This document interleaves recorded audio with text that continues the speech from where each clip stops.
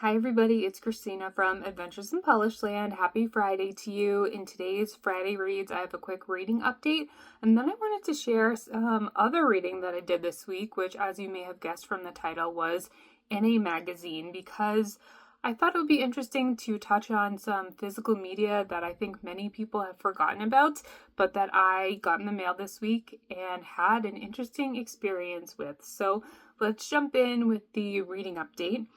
I finished The Glass Castle on Monday. I ended up really enjoying this, and it reminded me a lot of the fiction that I read, which is why I think I loved it so much and found it so compelling.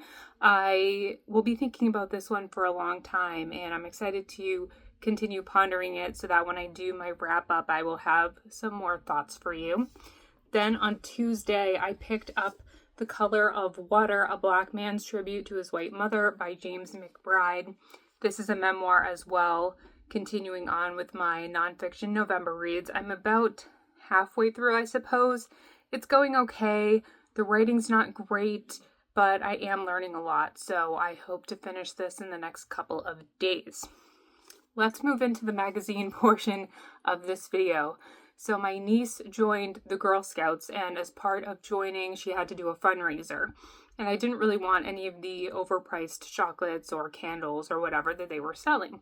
But they did have a few magazine subscriptions, so I bought one for myself, and I bought one as a gift for my father.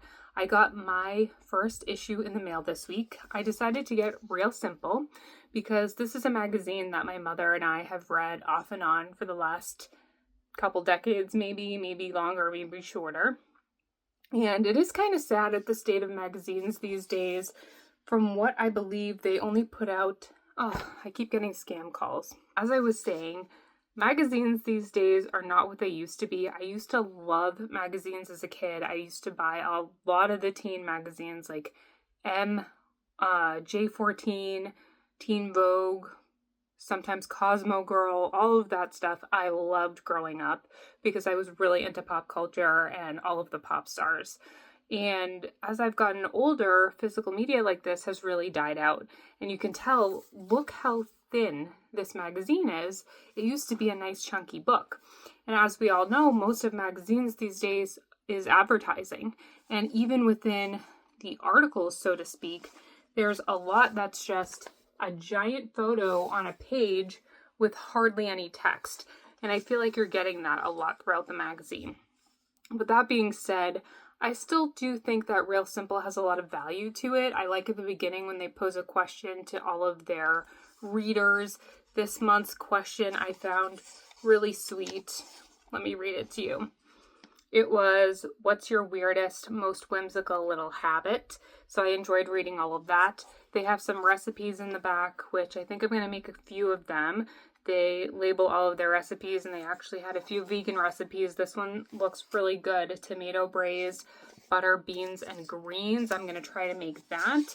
And I am also going to try to make the curried cauliflower bowls with tahini sauce. That looks really good.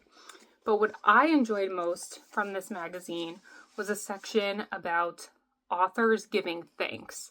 So it is the November issue. We have Thanksgiving coming up shortly here in the United States. And there is a section in this magazine where popular authors, so Charmaine Wilkerson was one, Barbara Kingsolver was one, Catherine Newman was one, and others. And they wrote thank you notes to different people, places, or things in their lives.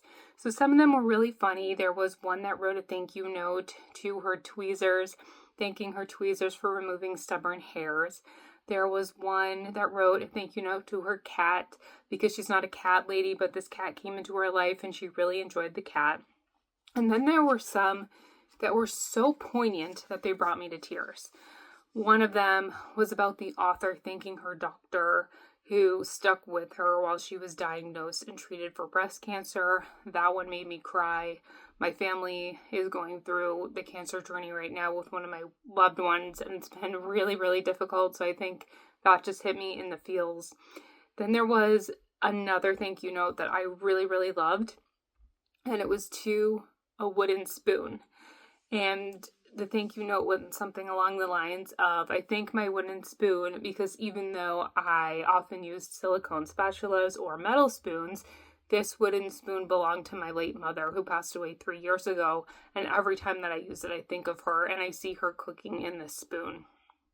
And that really hit home for me.